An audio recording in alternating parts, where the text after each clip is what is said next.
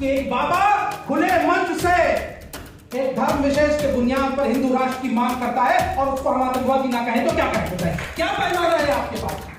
सिर्फ इसलिए कि बहुसंख्यकवाद की मानसिकता है आपके पास। तो इस मंच से मैं आप मीडिया कर्मियों के हवाले से बता देना चाहता हूं, बता दीजिए उन बाबा और उनके सारे चाहने वाले और उनको एजेंडा के तौर पर इस्तेमाल करने वाली पार्टियों को कि ये भारत भूमि ऐसी है कि ये पूरा देश एक हिंदू राष्ट्र तो क्या, इसका एक भूभाग, एक टुकड़ा भी किसी धर्म के बुनियाद पर राष्ट्र नहीं बन सकता। इसकी विविधता ही ऐसी है। और ये मैं अपने दम पर नहीं कह रहा हूं, मैं इस देश के उन सेकुलर हिंदू भाइयों के दम पर कह रहा हूं, उन विभिन्न जनजातीय कम्युनिटी की बुनियाद पर, उन अल्पसंख्यकों के बुनियाद पर कह रहा हूं, जिन्होंने इस देश को सींचा है, जिन्होंने पिछले 75 वर्षों में इस देश को आज का भारत बनाने में अपनी बड़ी कुर्बानियां दी है। पूछिए जरा इन संघ के मानसिकता वालों से कि क्या कुर्बानी है उनकी आजादी में।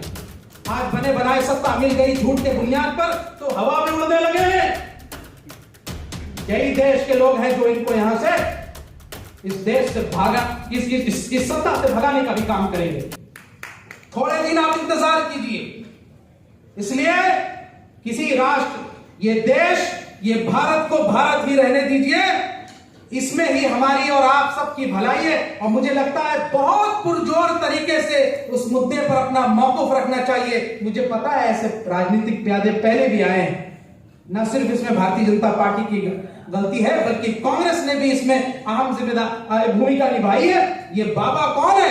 ये बाबा वही है छत्रपुर के आश्रम में कमलनाथ जी के लोगों का जिनका पैसा लगा है, उन्हीं प्यादों से उठ करके आज उनकी बनाई हुई चीजें फायदा उठा रही है भारतीय जनता पार्टी। ये हकीकत है। आप पता कर लीजिए मीडिया के लोगों से।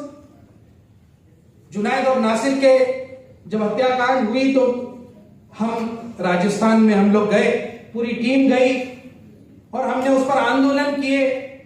हमने इसमें इंसाफ की मांग की, गुहार की। तो जिसके खाकी निक्कर जो पहन के आज भी कांग्रेस के अंदर बैठे हैं, उन्होंने हम पर केस लगवा दिया।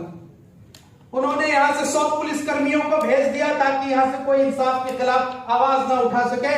लेकिन आज भी हम मांग करते हैं कि आप भाजपा शासित राज्यों में जब कोई घटना घटती है तो पूरी तरीके से आवाज उठते हैं। जब कांग्रेस शासित राज्य में कोई घटना घटी तो आप इंसाफ की मांग करने वालों को ही जेल में डाल दिए। ये कौन सी नैतिकता का पैमाना है? इसलिए जो सत्ता में है और जो सत्ता में नहीं है वो सब भी इक्वली जिम्मेदार है आज जो अल्पसंख्यकों का जो हाल हो रहा है। इसलिए इंसाफ के लिए गलत को गलत और सही को सही बोलना चाहिए। पार्टी पॉलिटिक्स से ऊपर उठ करके बोलना चाहिए और यही काम आप मीडिया में करते हैं।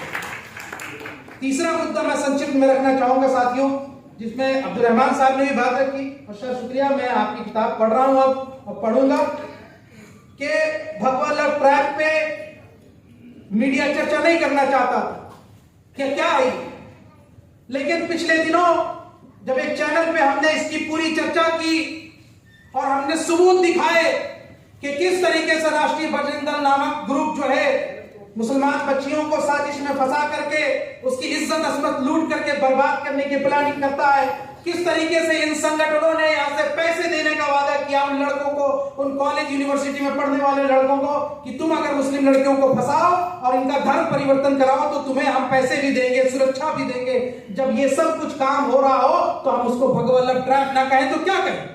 हमारा किसी रंग से कोई दुश्मनी नहीं है, किसी पंथ से कोई दुश्मनी नहीं है, लेकिन गलत को गलत बोलना चाहिए। लव जिहाद जैसे फर्जी एजेंडा को सामने रखने वाले ये कान खोलकर सुन ले कि भगवा लव जिहाद लव ट्रैप पे अब जो है जनता जाग चुकी है और इस पर राष्ट्रीय चर्चा हो रही है। अब मीडिया में इसको रिकॉग्नाइज कर रहा है। हमने अपने अकाउंट से और हमने अपने लोगों के जरिए से इसका पूरा पर्दाफाश किया है और हम चाहते हैं कि इस मंच से यह आवाज जाए कि आने वाले वक्त में इस बड़ी साजिश जो हमारी बेटियों के खिलाफ हो रही उस पर पार्लियामेंट में भी और सुप्रीम कोर्ट में भी जो है 100 मोटो कॉग्निजेंस लेकर के इस पर बातचीत होनी चाहिए। मुसलमानों होश के नाखून लीजिए, जहां भी कॉलेज यूनिवर्सिटी और कोचिंग सेंटर में इस तरह की साजिशें हो रही उस पर नजर रखी जाए। हम किसी भी बेटियों के खिलाफ अन्याय जो हो रहा उसके खिलाफ है और चाहे हमारी बेटियां किसी भी जात धर्म से हो हमें उसकी हिफाजत करनी चाहिए। इन दुष्टों से बचाने के लिए हम संकल्प लेते हैं। जय हिंद, जय भारत, शुक्रिया।